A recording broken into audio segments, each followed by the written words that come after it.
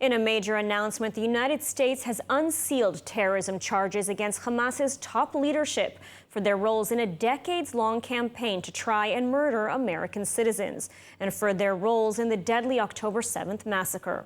The charges call out Hamas's leadership not only in Gaza, but also in Lebanon and Qatar. The details in the following report. The United States Justice Department announced on Tuesday it's bringing terrorism and criminal charges against Hamas's top leaders for their roles in planning, supporting, and perpetrating the October 7th massacre, which killed some 1,200 people, including over 40 Americans. Today, the Justice Department unsealed charges against Yahya Sinwar and other senior leaders of Hamas for financing and directing a decades-long campaign to murder American citizens and endanger the security of the United States. The complaint names 6 defendants, among them Hamas leader Yahya Sinwar, Khalid Mashal, Hamas's leader residing in Qatar, and Ali Baraka, a senior Hamas official based in Lebanon. The other 3 defendants, former Hamas leader Ismail Haniyeh, former military wing chief Mohammed Daif, and former deputy military commander Marwan Issa, have all since been killed. As outlined in our complaint, those defendants, armed with weapons, political support, and funding from the government of Iran and support from Hezbollah, have led Hamas's efforts to destroy the state of Israel and murder civilians in support of that aim. The Attorney General also said that the U.S. was investigating the murder of American-Israeli hostage Hersh Goldberg Polin, whose body was recovered over the weekend by the IDF. According to Reuters, citing a Justice Department official, U.S. prosecutors brought the charges against Hamas already in February, but kept the complaint under seal in the hopes of capturing Haniyeh. And joining us now with more on the U.S. Justice Department's announcement of terrorism charges against Hamas leadership is Eugene Kovic, head of the International Law Department at the Kohelet Policy Forum. Thank you for joining us. Thank you. So this is a major announcement, and before we get into its significance, I want to ask, why did the U.S. choose to unseal these charges now? Does it have anything to do with the fact maybe that the Biden administration is presenting its final hostage deal, maybe trying to put pressure on Hamas? I mean, what's your take? So I don't think it's a major announcement. I think it's a weak and embarrassing announcement. After Hamas executed a high-profile U.S. hostage in cold blood, just after his parents addressed the Democratic National Convention, there was obviously a question, what was the response of the United States going to be? What's the United States going to do to Hamas and its supporters for this premeditated barbaric crime against American citizens? And the answer seems to be America doesn't plan to do anything. Instead, they simply revealed that several months ago, 6 months ago, they had charged Hamas officials in federal court. And these charges, I should say, are, I think it's a good thing to do, but it is grossly inadequate because the United States has not done anything to actually secure custody over these people. Criminal charges in the U.S. are really not a big threat for Hamas officials any more than ICC indictments. Some of these people have also been indicted by the ICC because the most likely thing that's going to happen to Hamas officials is they're going to be killed in the war by Israel. So being able to actually pop out of the tunnel and say, America, I surrender, arrest me, that's actually a way out for people like Sinwar, and actually gives them an escape hatch. What it also shows is that since February, America has been negotiating with and negotiating a system which Hamas would survive after having indicted the Hamas leadership for crimes and terrorism against American citizens. I think that's deeply embarrassing. And also, the February charges show that Hamas has been doing this, that is to say, targeting American citizens and engaging in terrorism, since the 1990s, since 1997. So why did it take so long to charge them?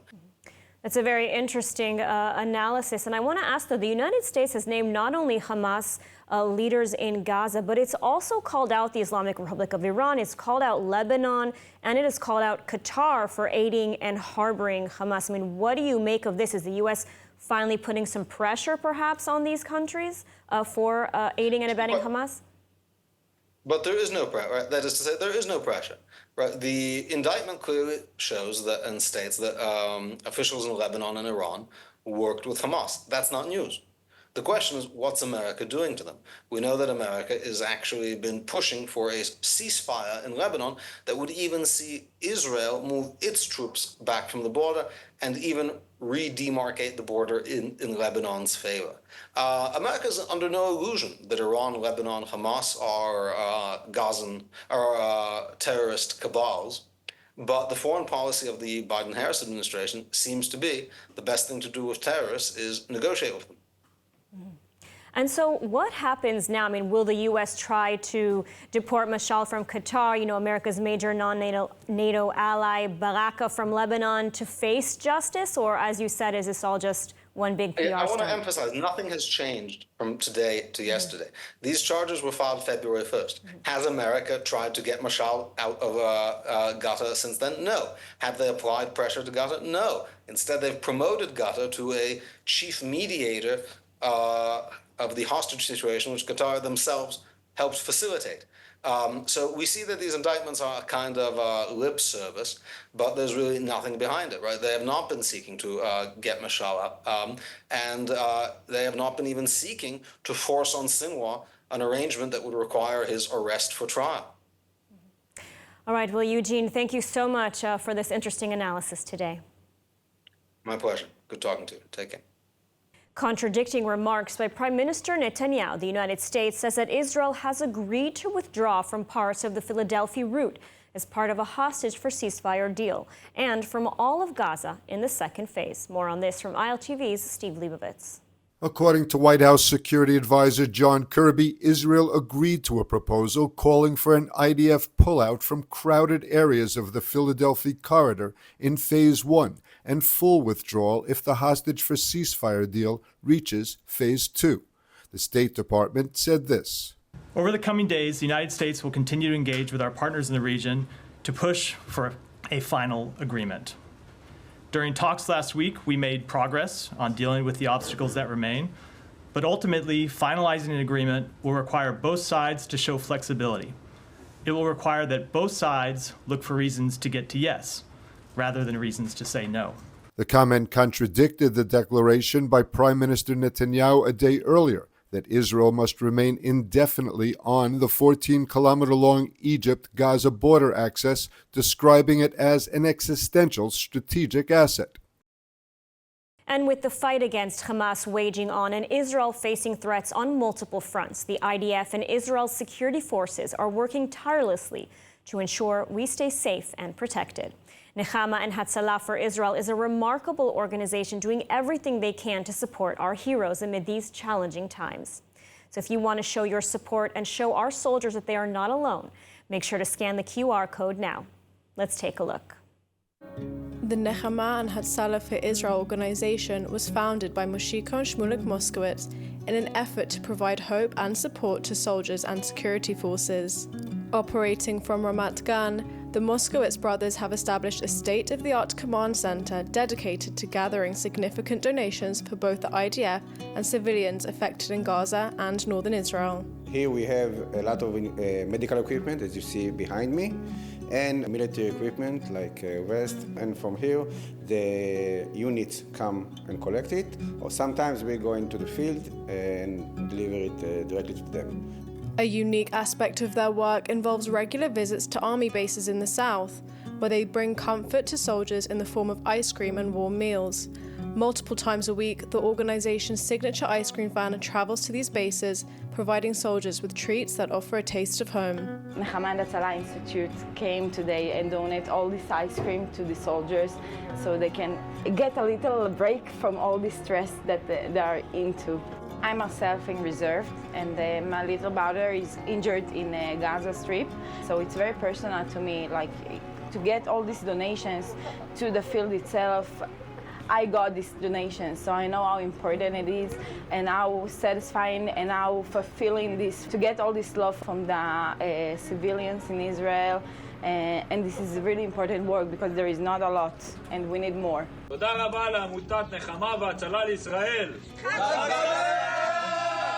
These visits are not just about food. They are about lifting morale and showing the soldiers that they are appreciated and supported by the communities they defend. In the midst of their difficult duties, these moments of comfort can be a source of strength, reminding them that they are not alone. When you give them things from home, like everybody remember like Friday lunch with schnitzel and baguette, give them strength. Give them strength because they feel somebody support them and be with them. Give them strength because now they know better what they're fighting for. With decades of experience in emergency services, Moshiko Moskowitz, who also serves on the front lines in Gaza, is working alongside his brother Shmulik to ensure that support reaches the right place at the right time. You see us now in the field. There's no middleman. It's like what we receive from the gracious donation that people support us is going directly to the field, directly to the soldiers, as you can see. Nechama and Hatala for Israel's initiatives extend beyond financial aid, encompassing advocacy and awareness campaigns. The Moskowitz brothers exemplify dedication and compassion, bridging support between the Israel Defense Forces and civilians in need. Their mission brings together communities from across the globe to support those impacted by conflict. It's amazing that you actually made a day, even the week. When they're thinking about that somebody came to the field and give them ice cream and a warm meal, they're eating like only food from can every day. And like they say, okay, we had one normal from home, like one meal. So I felt amazing, and I'm sure you do also.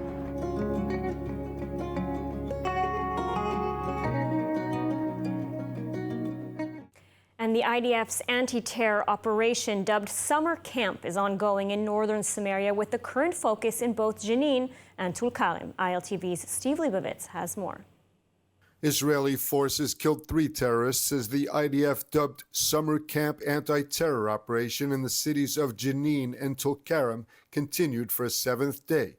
Hundreds of Israeli troops backed by helicopters and drones have been operating in Jenin and Tulkarem as well as other areas of northern Samaria for the past week in a drive the IDF says is aimed at combating gunmen before they can stage terror attacks outside their towns. Both Hamas and Islamic Jihad gunmen exchanged fire with Israeli forces in Jenin and Tulkarem, which have seen repeated clashes between Israeli troops and armed gunmen over recent months. With the latest deaths, a total of at least 34 Palestinians have been killed during the operation, many of them members of armed factions. 1 Israeli soldier was killed in Jenin. In a separate incident, 3 police officers were killed last week by a gunman who fired on their vehicle near Hebron. Engineering forces of the Yehuda Brigade worked overnight in the village of Idna to map out the house of the terrorist who carried out the shooting attack on the officers.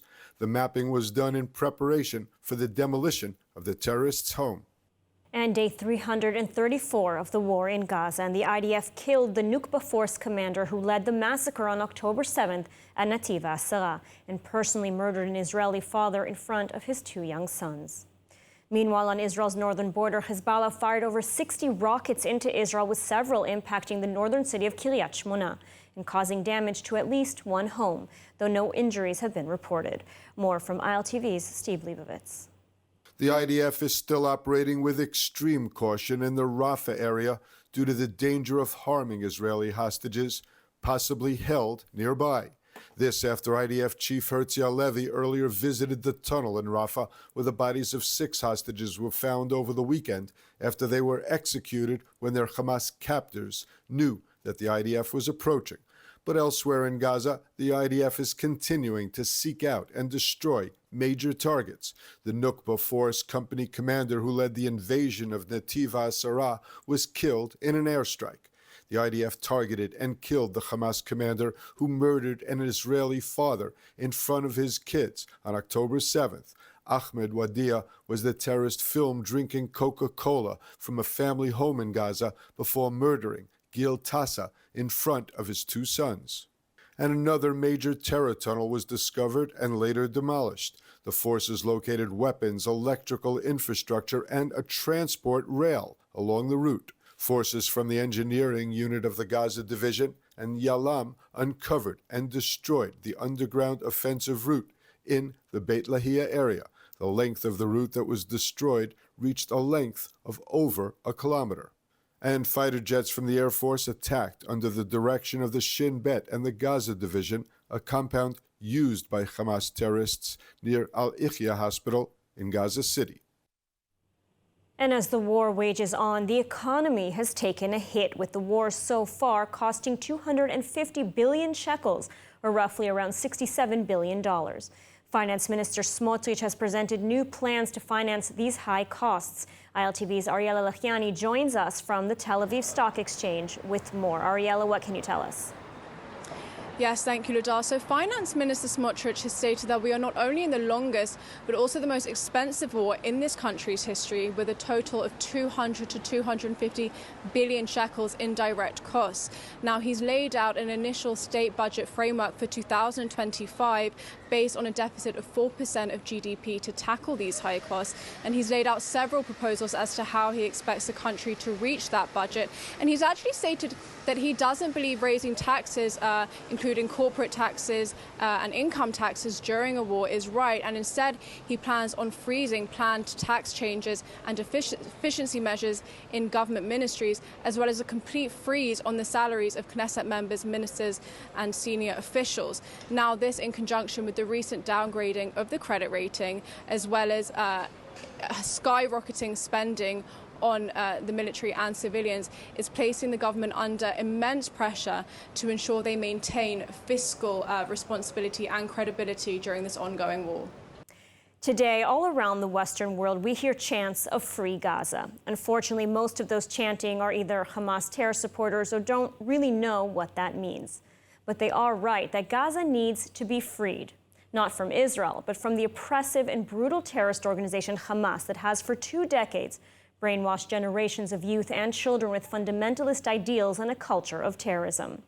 And so now, looking forward, after this war, after Hamas's defeat, what needs to be done to ensure that Gazans are not once again exploited by radical Islamist ideologies and terrorism?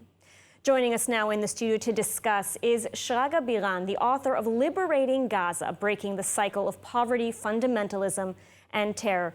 Shraga, thank you so much for joining us. Thank you for calling. So what does need to be done? I mean, after World War II, the Germans needed to be denazified. Presumably, this is also the case in Gaza. What they have to be the harmonization of Gaza. But I would like to talk what has to be done here and now, because the reign of what I'm calling Biden as the Noach Tzaddik Haya B'Yamav, as the just man of the world, and he has a legacy that has to be remembered. His legacy was that poverty is creating fundamentalism, and fundamentalism is creating terror. Now you have to understand, Gaza is the poorest area in the world. Poorest. $1,200 per capita per year. $100, less than the minimum. There are 500 apartments, let's call it places, 3, 4, 5, 6, 7 people are living in camps and so on. Despite, by the way, the billions that's been funneled into Gaza. We and the world has, invested into these gangs. They've invested $40 billion during the 17 years of Gaza reigned by Hamas. During that whole period of time, what happened? That they've become more poorer than they've started after 2007. And the elections have not been anybody which says that they have a right to stay there. It's a fake elections. It was brutal elections because the ability to find somebody which is offering something to the poor people attaches them to this story of fundamentalism. But I want to say what has to be done now. About a week ago, there was a meeting between President Xi of China and Jake Sullivan of the United States. And it was a call from the Chinese, let's meet. Let's meet and see how we can solve the problem of terror all over the world. Because they are speaking in their speeches about the global problem of terrorism. You have to understand that the global terrorists are continuing to work.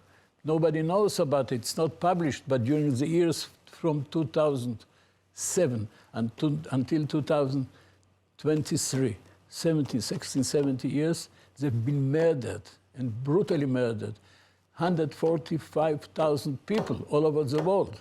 145 people, it's a fact, it's a numbered people. 145,000 you can find in our book terrorism. the exact numbers. It wasn't published, and it wasn't published by purpose. It wasn't published, because that the people had to know with whom we are talking. And so you're saying there should be a joint U.S.-Chinese... What we are calling our humble eye. So what I'm saying, if China, Xi Jinping and Biden will meet, and believe me, that can be done in 2 months, because if it shall be postponed, the process of making decisions with a new administration, it can kill the whole story.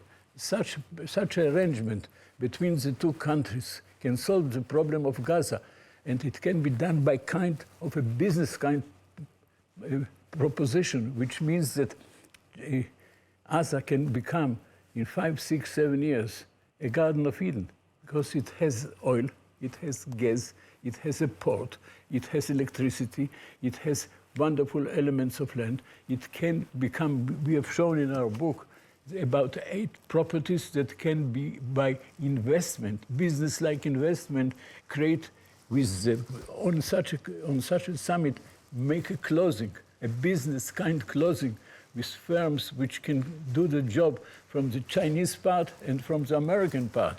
All right, well, Shalaga, thank you so much for your analysis today. Thank you so much for inviting me. Thank you.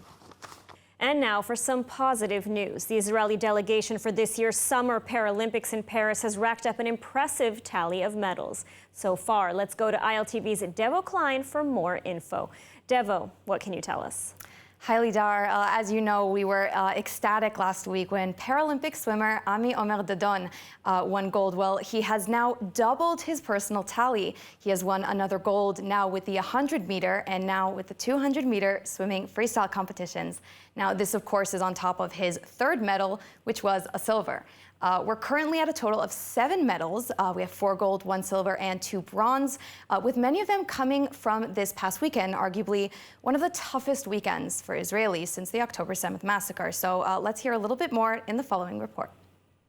All eyes were on the Israeli Paralympic team, who has so far secured an impressive tally of medals. Last week, we saw the winnings of Ami Dadon, who won gold in swimming, Asaf Yasul, who won gold in taekwondo, Marc Malier, who won bronze in swimming, and Paralympic champ Ami Dadon again with another silver. Dadon's streak didn't end there, as this week he secured his 3rd Paralympic medal and a 2nd gold when he won the 200-meter freestyle in the S4 disability category. Israeli rowers were also successful on Sunday, taking home gold and bronze medals, offering a glimmer of light and hope on such a dark day. Sagot Winery, where passion meets tradition. Nestled in the heart of Binyamin, our vineyards yield exquisite wines crafted with generations of expertise. And now, let's take a look at the weather forecast. Partly cloudy skies are expected tonight around the country, with temperatures reaching lows of around 22 degrees Celsius or 72 degrees Fahrenheit. Then tomorrow, sunny skies and warm weather are expected. Temperatures are anticipated to reach highs of 32 degrees Celsius or 90 degrees Fahrenheit. And that's a wrap for today's news. For the latest updates from Israel on all your devices, be sure to follow our ILTV channel, subscribe to our newsletter, and explore our website, ILTV.tv. Stay informed with the latest news straight from the heart of Israel. I'm Lidar Gavelazi. Be well, stay safe, and thank you so much for watching.